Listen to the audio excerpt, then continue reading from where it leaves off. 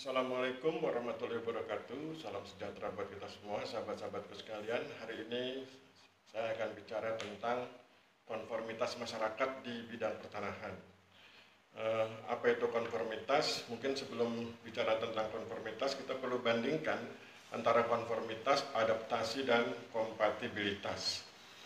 Kalau adaptasi itu adalah kemampuan individu atau kelompok untuk melakukan penyesuaian diri ketika menghadapi situasi alami tertentu.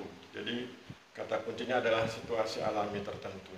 Saya ulangi, adaptasi adalah kemampuan individu atau kelompok untuk melakukan penyesuaian diri ketika menghadapi situasi alami tertentu. Contoh, jika masyarakat tinggal di daerah berbukit, maka dia melakukan pola kehidupan yang sesuai dengan pola kehidupan untuk daerah-daerah berbukit. Jika mereka tinggal di daerah datar, mereka melakukan pola kehidupan yang sesuai dengan daerah-daerah datar.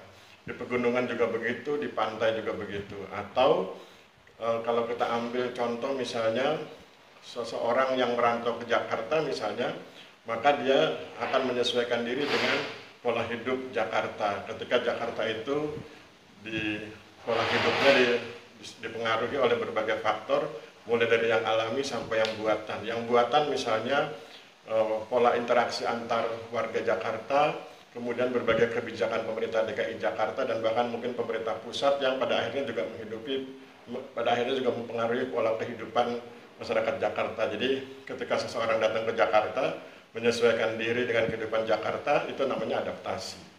Nah, bagaimana dengan konformitas? Konformitas adalah kemampuan individu atau kelompok untuk melakukan penyesuaian diri ketika menghadapi situasi tertentu yang diciptakan oleh pihak tertentu. Jadi kalau adaptasi itu misalnya kalau alami begitu, atau kalaupun mungkin seperti Jakarta, sebelum dia datang sudah tercipta situasi seperti itu, maka kemudian itu disebut adaptasi. Tapi kalau konformitas tidak demikian. Kalau konformitas itu, saya ulangi definisinya dulu, adalah kemampuan individu atau kelompok untuk melakukan penyesuaian diri ketika menghadapi situasi tertentu yang diciptakan oleh pihak tertentu. Contoh, jika suatu masyarakat hidup seperti biasa begitu, kemudian datang petugas pertanahan, menyampaikan nilai-nilai pendaftaran tanah sistematik lengkap, menyampaikan nilai-nilai reforma agraria, menyampaikan nilai-nilai pengadaan tanah, menyampaikan nilai-nilai layanan elektronik, maka kemudian masyarakat menyesuaikan diri, itu disebut sebagai konformitas. Jadi individu atau kelompok yang melakukan penyesuaian diri ketika menghadapi situasi tertentu yang diciptakan oleh pihak tertentu, dalam hal ini kantor pertanahan. Sementara itu kompatibilitas adalah penyesuaian diri yang berhasil. Jadi kalau seseorang melakukan adaptasi dan dia berhasil, berarti disebut kompatibilitas. Kalau seseorang melakukan konformitas atau masyarakat melakukan konformitas dan berhasil, itu juga disebut sebagai kompatibilitas. Jadi kompatibilitas adalah penyesuaian diri yang berhasil. Kemampuan untuk menyesuaikan diri dan berhasil, itu disebut kompatibilitas atau kompatibel gitu. Kalau dalam konteks yang lebih sering kita pahami kan kompatibel. Mampu menyesuaikan diri, tapi kemampuannya disebut sebagai kompatibilitas. Jadi saya ulangi, konformitas adalah kemampuan individu atau kelompok yang melakukan penyesuaian diri ketika menghadapi situasi tertentu yang diciptakan oleh pihak tertentu. Sedangkan adaptasi adalah kemampuan individu atau kelompok untuk melakukan penyesuaian diri ketika menghadapi situasi alami tertentu atau situasi yang sudah tercipta sebelum yang bersangkutan datang melakukan adaptasi. Sedangkan kompatibilitas adalah kemampuan penyesuaian diri yang berhasil, disebut sebagai kompatibilitas. Sekarang mari kita fokus ke konformitas masyarakat di bidang pertanahan. Jadi konformitas masyarakat di bidang pertanahan itu adalah sesuatu yang niscaya atau sesuatu yang perlu kita pahami, sesuatu yang perlu kita kaji lebih mendalam, karena berbagai bidang pertanahan, berbagai aspek itu di bidang pertanahan, seperti misalnya ketika kita bicara PTSL, pendaftaran tanah sistematik lengkap, ketika kita bicara pengadaan tanah, ketika kita bicara reforma agraria, ketika kita bicara tentang layanan elektronik dan lain-lain, itu berhubungan dengan konformitas masyarakat. Masyarakat menyesuaikan diri dengan nilai-nilai pendaftaran tanah, masyarakat menyesuaikan diri dengan nilai-nilai reforma agraria, masyarakat menyesuaikan diri dengan nilai-nilai pengadaan tanah, masyarakat menyesuaikan diri dengan nilai-nilai layanan elektronik itu disebut sebagai konformitas, bukan adaptasi karena situasinya sudah distimulus atau situasinya sudah dibangun atau dikonstruksi atau orang sering menyebutnya sebagai social engineering oleh kantor pertanahan. Sekarang mari kita perhatikan beberapa referensi. Saya catat ada banyak referensi, tetapi pada kesempatan ini kita hanya akan bahas 7 referensi yang berkaitan dengan konformitas.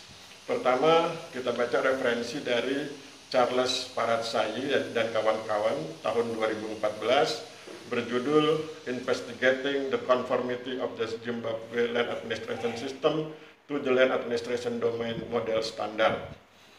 Jadi Charles Paratsai itu bercerita tentang bagaimana konformitas terjadi dalam sistem administrasi tanah di Zimbabwe.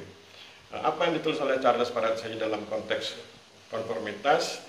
Beliau mengatakan bahwa dalam rangka perbaikan administrasi pertanahan perlu dilakukan suatu proses konformitas antara standar LADM itu Land Administration Domain Model, standar yang diberlakukan di Zimbabwe, dengan sistem pertanahan yang ada sebelum standar LADM diadopsi. Jadi kalau kemudian pernyataan Charles Paratsai diletakkan di konteks Indonesia, maka bisa saja kita katakan bahwa dalam rangka perbaikan administrasi pertanahan perlu dilakukan suatu proses konformitas antara standar PTSL dengan sistem pertanahan yang ada sebelumnya. Jadi kalau sebelumnya kita punya standar misalnya pendaftaran tanah sebelum PTSL, maka sesudah PTSL kita punya konsep atau kita punya nilai-nilai, yaitu nilai-nilai atau standar pendaftaran tanah sistematik lengkap. Jadi dilakukan konformitas. Jadi kalau sebelumnya masyarakat menganut nilai-nilai yang lain dalam konteks pendaftaran tanah, maka sesudah ada PTSL maka masyarakat didorong untuk melaksanakan atau mengikuti nilai-nilai pendaftaran tanah sistematik lengkap. Nah, kemampuan masyarakat menyesuaikan diri itu disebut sebagai konformitas. Kemudian referensi yang kedua, karya dari Ji Tang Sen Wu dan Ji Meng Sun tahun 2013 dengan judul Confluence, Conformity Influence in Large Social Network. Jadi ini bicara tentang confluence. Confluence itu semacam singkatan begitu ya dari conformity influence. Jadi kemampuan mempengaruhi agar terbentuk konformitas, itu disebut confluence atau conformity influence. Saya ulangi, Ji Tang Sen Wu dan Ji Meng Sun tahun 2013 dengan karyanya Confluence, Conformity Influence in Large Social Network. Dalam jadi conformity influence, jadi kemampuan mempengaruhi untuk menimbulkan konformitas dalam skala jaringan sosial yang besar ya.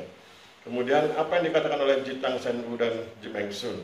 Mereka mengatakan bahwa masalah terkini adalah confluence, conformity influence. Jadi itu kita baca dulu saja ya. Jadi yang dikatakan oleh Ji Tang Sen Wu dan Ji Meng Sun, masalah terkini adalah confluence, conformity influence, yaitu keterkaitan konformitas, penyesuaian diri dengan jejaring sosial.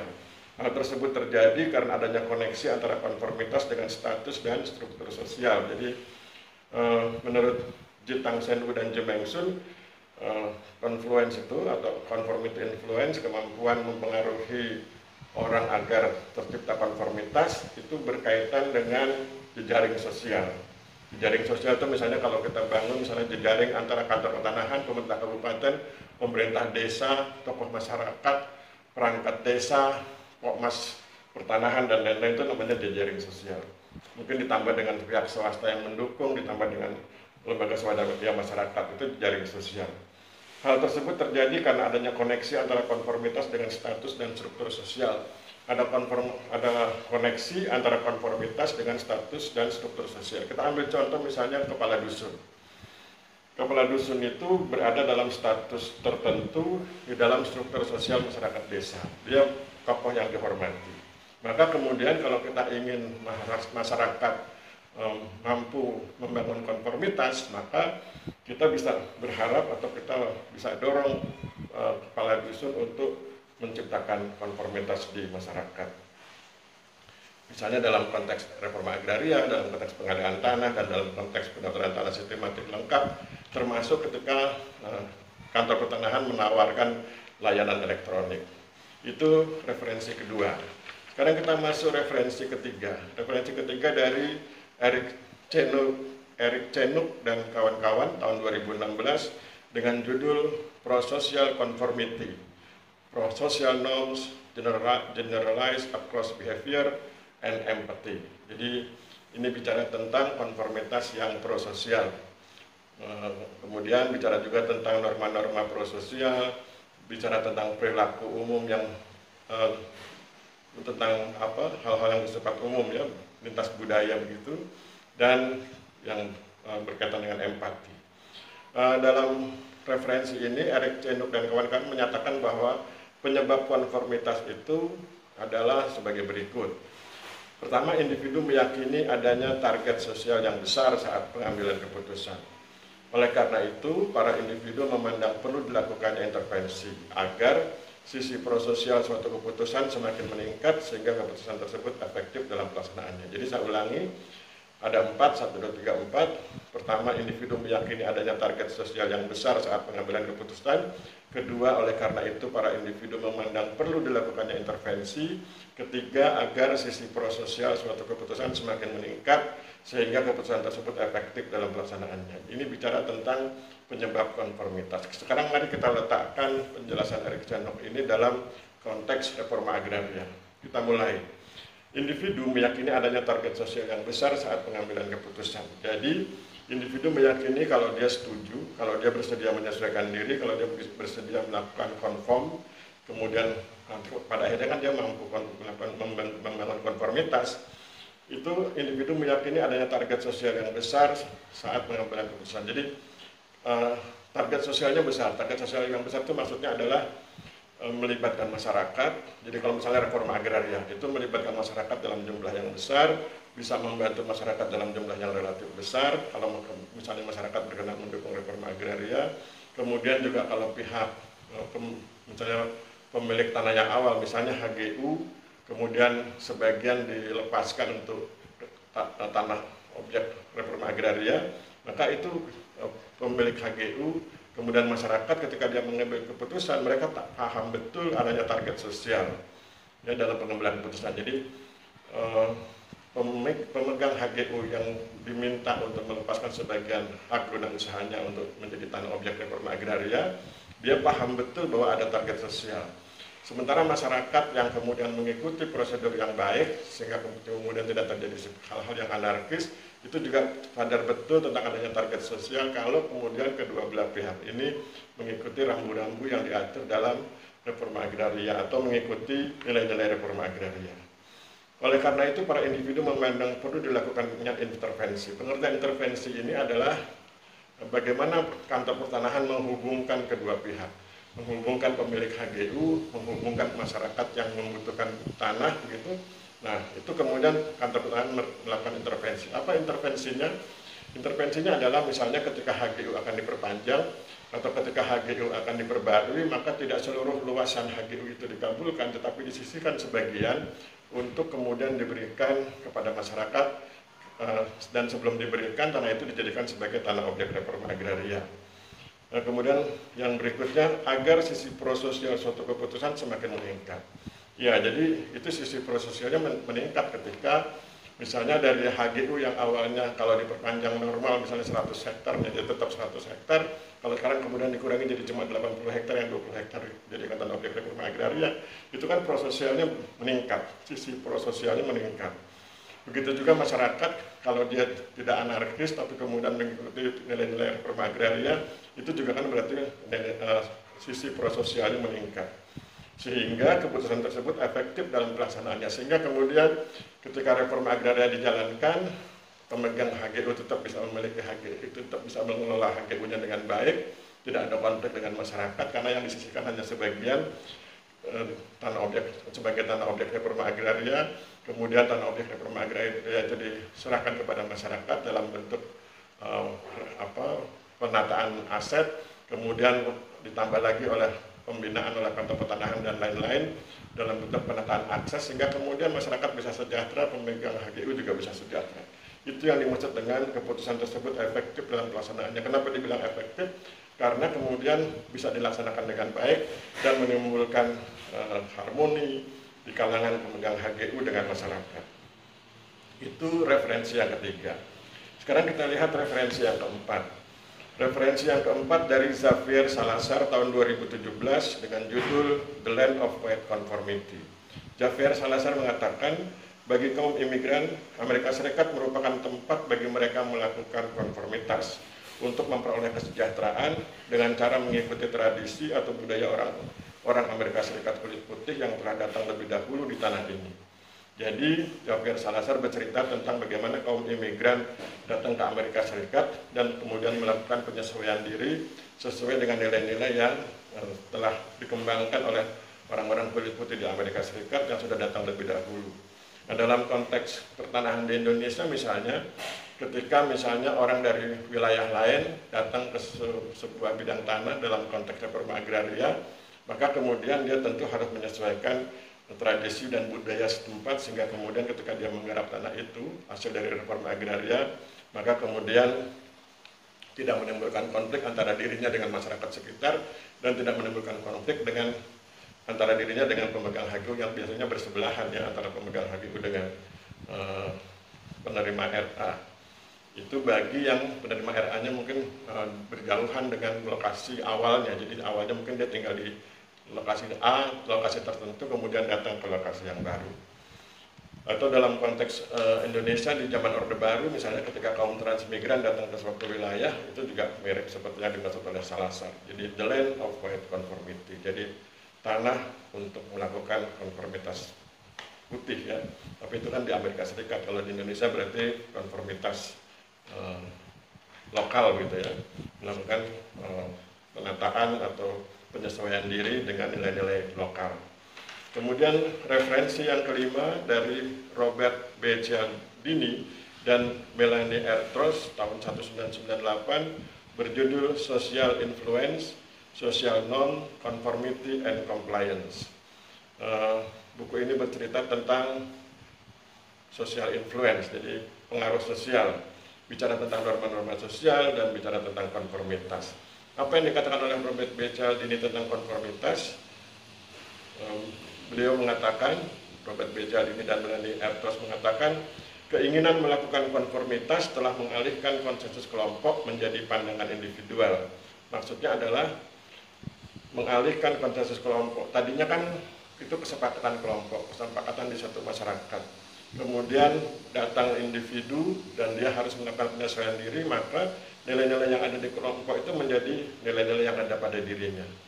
Maka kemudian oleh Robert B. Cialdini dan Melanie R. Trost dikatakan keinginan melakukan konformitas, keinginan individu untuk melakukan konformitas telah mengalihkan konsensus kesepakatan kelompok di wilayah yang didatangi oleh individu tersebut menjadi pandangan individual, menjadi pandangan diri dari individu tersebut. Hal ini dapat terjadi karena satu, anggota masyarakat yakin dengan kebenaran isi konsensus tersebut. Dua, anggota masyarakat memperoleh manfaat dari konsensus tersebut. Ketiga, anggota masyarakat tidak ingin berbeda, menyimpang atau bertentangan dengan masyarakat. Kalau kita letakkan di konteks PTSL, misalnya pendaftaran tanah sistematik lengkap, maka akan terjadi konformitas masyarakat dalam konteks pendaftaran tanah sistematik lengkap karena anggota masyarakat yakin dengan kebenaran isi konsensus bahwa ketika PTSL dilaksanakan dan sebagian besar masyarakat setuju, berarti itu kan konsensus, dan masyarakat dan anggota masyarakat yakin bahwa konsensus tersebut mempunyai muatan kebenaran.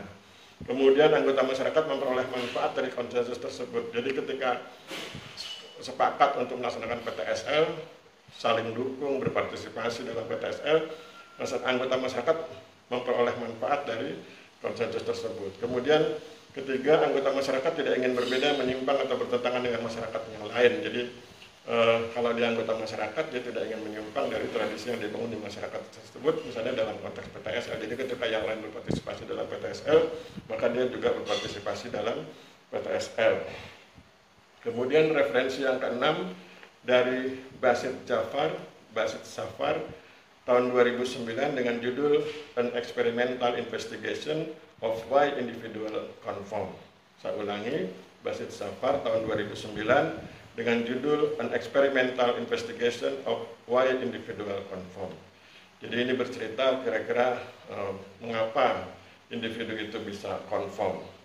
Maka kemudian Bacasafar menjelaskan konformitas barulah akan muncul ketika individu memperhatikan perbandingan sosial dan mengalami pengaruh sosial.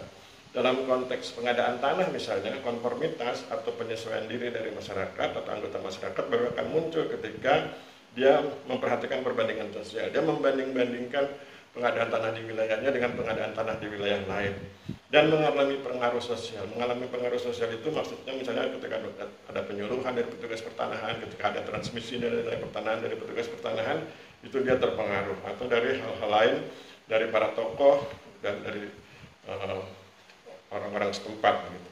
Jadi pokoknya mereka melihat perbandingan dengan wilayah lain dalam konteks pengadaan tanah misalnya, dan dia menerima pengaruh tentang hal-hal yang berkaitan dengan pengadaan tanah. Barulah di situ kemudian muncul konformitas. Referensi terakhir, referensi ketujuh dari Piero Bocciaro dan Adriano Samperini tahun 2010 dengan judul Conformity, Obedience, Disobedience, The Power of Situation. Jadi ini bicara tentang konformitas, kepatuhan, ketidakpatuhan, the power of situation. Jadi betapa kuatnya, jadi kekuatan situasi. Menurut Piero Bocciaro dan Adriano Samperini, ada koneksi antara konformitas dengan kepatuhan ketika situasi sangat kuat mempengaruhi. Jadi kalau dalam konteks reforma agraria saja misalnya, ada koneksi antara konformitas. Jadi misalnya pemegang HGU itu bisa menyetujui atau bisa menyesuaikan diri atau kemudian menjadi patuh ketika situasi sangat kuat mempengaruhi, ketika kemudian kantor pertanahan menjelaskan tentang potensi konflik atau bahkan mungkin telah terjadi konflik. Misalnya kalau kita lihat pengalaman reforma agraria di Kabupaten Blitar, di tanah-tanah ex-HGU itu kan diawali biasanya dengan konflik, sehingga kemudian itu berarti kan menimbulkan situasi tertentu dan situasi itu sangat mempengaruhi pemegang HGU, sehingga kemudian ketika terjadi perpanjangan HGU atau pembaruan HGU, maka kemudian pemegang HGU bersedia menyisihkan sebagian luas HGU-nya untuk dijadikan sebagai tanah objek reforma agraria, dan itu kemudian dibagikan oleh kantor pertanahan kepada masyarakat setempat atau mereka yang terkait dengan kegiatan-kegiatan atau gerakan-gerakan yang selama ini menimbulkan konflik antara pemegang HGU dengan masyarakat. Jadi saya ulangi, menurut Piero Bocciaro dan Adriano Samperini, ada koneksi antara konformitas dengan kepatuhan ketika situasi sangat kuat mempengaruhi. Jadi itu 7 referensi yang berkaitan dengan konformitas, dan kita sedang bicara tentang konformitas masyarakat di bidang pertanahan. Kita bacakan sejenak buku-buku itu untuk semacam kesimpulan gitu ya, atau mungkin review. Yang pertama, Charles Paratsai dan kawan-kawan tahun 2014, judulnya adalah Investigating the Conformity of the Zimbabwe Land Administration System to the Land Administration Domain Model Standard. Charles Paratsai dan kawan-kawan mengatakan dalam rangka perbaikan administrasi pertanahan perlu dilakukan suatu proses konformitas antara standar LADM dan Administration Domain Model dengan sistem pertanahan yang ada sebelum standar LADM diadopsi. Dalam konteks Indonesia misalnya, dalam rangka perbaikan administrasi pertanahan perlu dilakukan suatu proses konformitas antara standar PTSL dengan sistem pertanahan yang ada sebelum standar PTSL ditetapkan. Kedua, Ji Tang Sen Wu dan Ji Meng Sun tahun 2013 dengan judul Confluence, Conformity Influence in Not Social Network. Ji Tang Sen Wu dan Ji Meng Sun mengatakan masalah terkini adalah confluence, conformity influence, atau kemampuan mempengaruhi untuk menimbulkan konformitas, yaitu keterkaitan konformitas atau penyesuaian diri dengan jejaring sosial. Hal tersebut terjadi karena adanya koneksi antara konformitas dengan status dan struktur sosial. Dalam konteks Indonesia misalnya, bagaimana PTSL itu bisa sukses ketika kantor pertanahan mendorong tokoh-tokoh setempat untuk mengajak masyarakatnya melakukan konformitas di bidang pertanahan, dalam hal ini dalam konteks PTSL, pendaftaran tanah sistematik lengkap. Kemudian referensi yang ketiga, Eric Cenuk dan kawan-kawan tahun 2016 dengan judul Pro-Social Conformity, Pro-Social Norms Generalized Across Behavior and Empathy. Eric Cenuk dan kawan-kawan mengatakan bahwa penyebab konformitas individu meyakini adanya target sosial yang besar saat pengambilan keputusan. Oleh karena itu, para individu memandang perlu dilakukannya intervensi agar sisi prososial suatu keputusan semakin meningkat sehingga keputusan tersebut efektif dalam pelaksanaannya. Nah, misalnya kita lihat dalam konteks reforma agraria, itu kan sisi prososialnya besar sehingga kemudian para individu memandang perlu dilakukan intervensi.